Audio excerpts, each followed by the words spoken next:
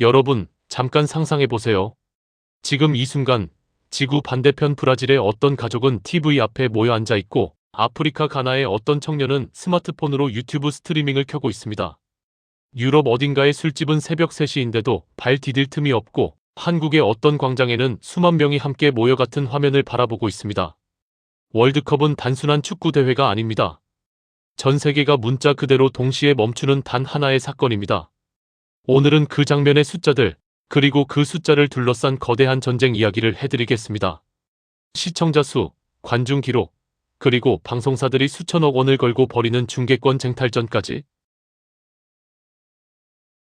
월드컵 결승전 시청자 수 이야기를 하기 전에 먼저 한 가지 질문을 드리겠습니다. 역대 월드컵 결승전 중 TV 시청자가 가장 많았던 대회는 언제일까요? 많은 분들이 직관적으로 가장 최근 대회인 2022년 카타르 월드컵을 떠올리실 겁니다. 맞습니다. 그런데 그 숫자가 얼마나 되는지 아세요? 무려 15억 명 이상이 결승전을 시청했습니다. 지구 인구가 80억 명이니까 전 인류의 거의 5분의 1이 같은 경기를 봤다는 뜻입니다. 그런데 여기서 중요한 건 이 숫자가 어떻게 여기까지 왔느냐는 겁니다. 1966년 잉글랜드 월드컵. 이 대회는 인류 최초로 컬러 TV 중계가 시도된 월드컵입니다. BBC가 세계 최초로 컬러로 경기를 내보냈는데 당시 대부분의 가정은 흑백 TV밖에 없었습니다. 그래도 이 대회의 시청자 수는 약 4억 명으로 추산됩니다. 당시 기준으로는 놀라운 숫자였죠.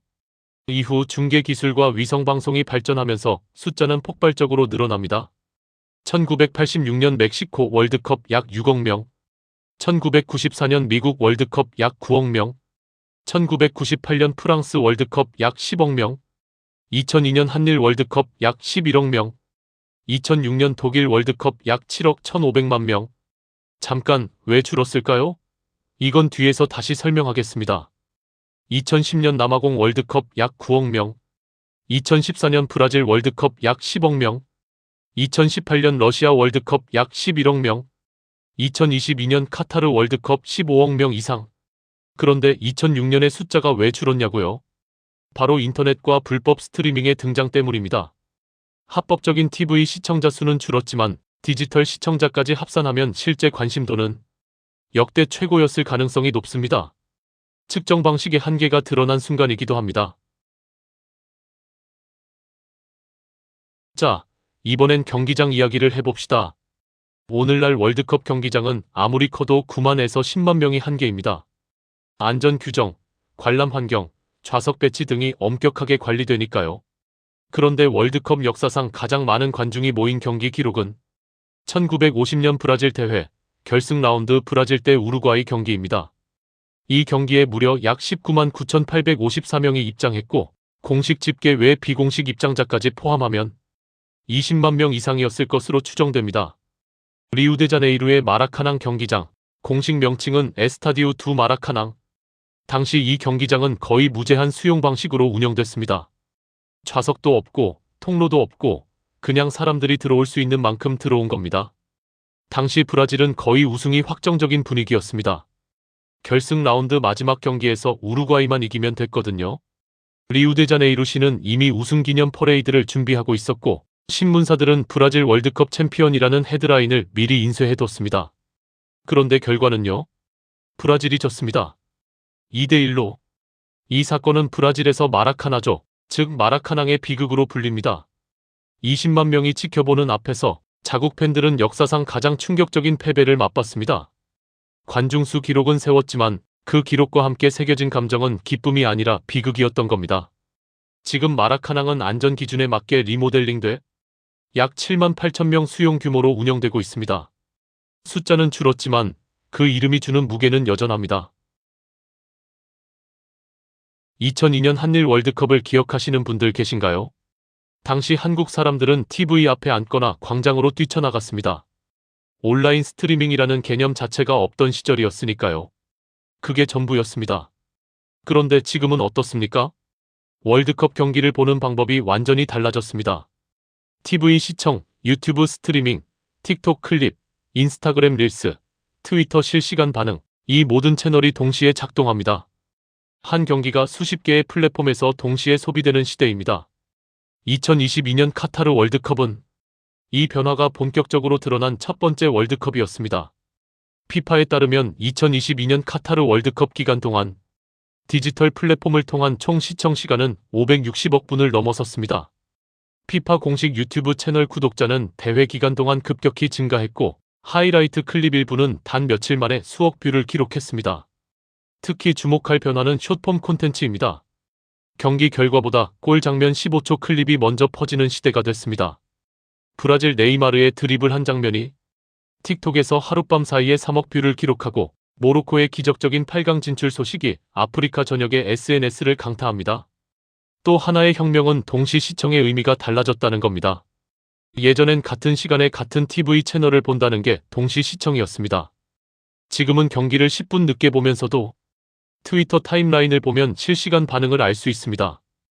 혹은 경기 도중 유튜브 생방송 채팅창에서 수십만 명과 실시간으로 반응을 나눕니다. 시청 경험이 보는 것에서 참여하는 것으로 진화한 겁니다. 그리고 이 변화는 방송사들에게 엄청난 위기이자 기회가 됐습니다. 여러분, 방송사가 월드컵 중계권을 사기 위해 얼마나 돈을 쓰는지 아시나요? 이걸 이해하려면 먼저 왜 중계권이 그렇게 비싼지를 알아야 합니다. 광고 시장에서 가장 비싼 건 뭘까요? 많은 사람이 동시에 집중해서 보는 콘텐츠입니다. 그게 바로 월드컵입니다. 전 세계에서 15억 명이 동시에 광고를 본다는 건 어떤 기업에게도 놓칠 수 없는 기회입니다. 그러니 방송사들이 이 권리를 얻기 위해 전쟁을 벌이는 건 당연합니다. 전 세계 중계권료의 변천을 보면 이렇습니다. 1970년 멕시코 월드컵, 전 세계 합산 약 100만 달러 수준. 1990년 이탈리아 월드컵 1000만 달러 돌파. 1998년 프랑스 월드컵 1억 달러 시대 진입. 2002년 한일 월드컵 전 세계 합산 약 14억 달러. 2010년 남아공 월드컵 약 25억 달러. 2018년 러시아 월드컵 약 30억 달러. 2022년 카타르 월드컵 약 45억 달러 이상. 불과 50년 만에 중계권 시장이 수천 배 커진 겁니다. 미국 시장이 특히 극적입니다. 폭스 스포츠와 텔레몬도가 2026년까지 미국 내 중계권을 따내기 위해 쓴 돈이 무려 10억 달러로 알려져 있습니다. 단순히 한 국가, 한 스포츠 이벤트의 4년치 중계권에 그 돈을 쓴 겁니다. 유럽에서는 EBU가 집단 협상을 통해 여러 나라가 공동으로 중계권을 사는 방식을 취해왔지만 점점 개별 방송사나 스트리밍 서비스의 단독 입찰이 늘어나는 추세입니다. 그리고 최근 가장 뜨거운 변화는 바로 OTT 플랫폼의 참전입니다. 아마존 프라임 비디오, 애플 TV, 다존 같은 서비스들이 스포츠 중계권을 공격적으로 사들이기 시작했습니다. 전통 방송사들의 독점이 흔들리고 있는 겁니다. 이제 우리 이야기를 해봅시다. 한국은 월드컵 중계권 시장에서 꽤 독특한 역사를 가지고 있습니다. 1990년대까지는 국내 지상파 3사가 비교적 저렴한 가격에 중계권을 나눠 갖는 구조였습니다. 월드컵 중계는 공익적 성격이 강했고 중계권료 자체가 지금처럼 천문학적이지 않았습니다. 2002년 한일 월드컵은 터닝포인트였습니다. 대한민국이 4강에 오르면서 온 나라가 축제 분위기였고 광고 시장에서 월드컵 중계의 가치가 폭발적으로 높아졌습니다. KBS, MBC, SBS 3사 공동 중계 방식이 정착됐고 당시 국내 중계권료는 약 100억 원대였습니다. 2006년 독일 월드컵부터 상황이 달라지기 시작합니다. 피파가 중계권료를 대폭 올리면서 국내 방송사들의 부담이 커졌습니다. 당시 KBS, MBC, SBS 컨소시엄이 지불한 금액은 약 250억 원 수준으로 알려졌습니다. 2010년 남아공, 2014년 브라질 대회를 거치면서 중계권료는 꾸준히 올라 400억 원대에 이르렀습니다. 그리고 2022년 카타르 월드컵에서는 새로운 변수가 등장했습니다.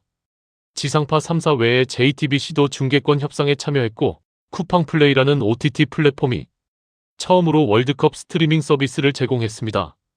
중계권료는 비공개이지만 업계에서는 700에서 1000억 원 수준일 것으로 추정합니다.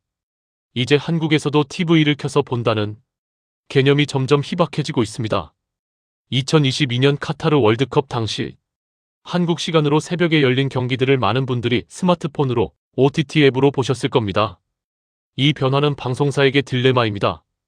중계권료는 계속 올라가는데 전통적인 TV 광고 수익은 줄어드는 구조이기 때문입니다. 그래서 최근에는 방송사들이 중계권을 단독으로 사는 대신 컨소시엄을 구성하거나 OTT와 공동 운영하는 방식을 택하는 경우가 늘고 있습니다. 비용을 분담하고 각자 다른 플랫폼에서 서비스하는 거죠. 2026년 미국, 캐나다, 멕시코 공동 개최 월드컵, 그리고 2030년 대회. 미래의 월드컵은 어떤 방식으로 소비될까요? 첫째, VR, AR 중계의 본격화. 이미 일부 테스트가 이뤄지고 있습니다. VR 헤드셋을 쓰면 경기장 어느 자리에서든 경기를 볼 수 있는 가상 관람 서비스입니다. 거실 소파에 앉아서 마치 결승전 VIP석에 앉은 것처럼 경기를 보는 날이 머지 않았습니다. 둘째, AI 기반 맞춤형 중계. 내가 좋아하는 선수를 자동으로 추적하는 카메라, 내 언어로 자동 번역되는 해설, 내가 원하는 시점의 리플레이를 즉시 볼 수 있는 AI 큐레이션. 모든 시청자가 자신만의 맞춤형 중계 경험을 갖는 시대가 올 겁니다. 셋째, SNS와 중계의 통합. 경기를 보면서 실시간으로 전 세계 팬들과 반응을 나누는 소셜 시청이 더욱 강화될 겁니다. 이미 유튜브, 트위치, 틱톡 라이브 등이 이 영역에서 경쟁하고 있습니다. 그러나 한 가지는 변하지 않을 겁니다. 월드컵 결승전 당일 전 세계 수십억 명이 같은 화면을 바라보며 같은 순간에 숨을 멈추는 그 경험. 기술이 아무리 바뀌어도 인류가 하나가 되는 그 감각은 월드컵만이 줄 수 있습니다. 오늘 우리는 월드컵이 단순한 스포츠 이벤트가 아니라 전 세계 미디어 산업의 가장 큰 전쟁터라는 걸 살펴봤습니다. 1950년 마라카낭의 20만 관중에서 2022년 카타르의 15억 온라인 시청자까지, 그리고 수천억 원을 걸고 벌어지는 중계권 전쟁까지. 월드컵은 경기장 위에 11명 선수가 뛰는 경기이지만 그 바깥에서도 수많은 사람들이 각자의 방식으로 전쟁을 치르고 있습니다. 다음 편에서는 월드컵을 빛낸 역대 최고의 명경기와 드라마틱한 순간들을 모아 이야기해드리겠습니다. 시청해주셔서 감사합니다.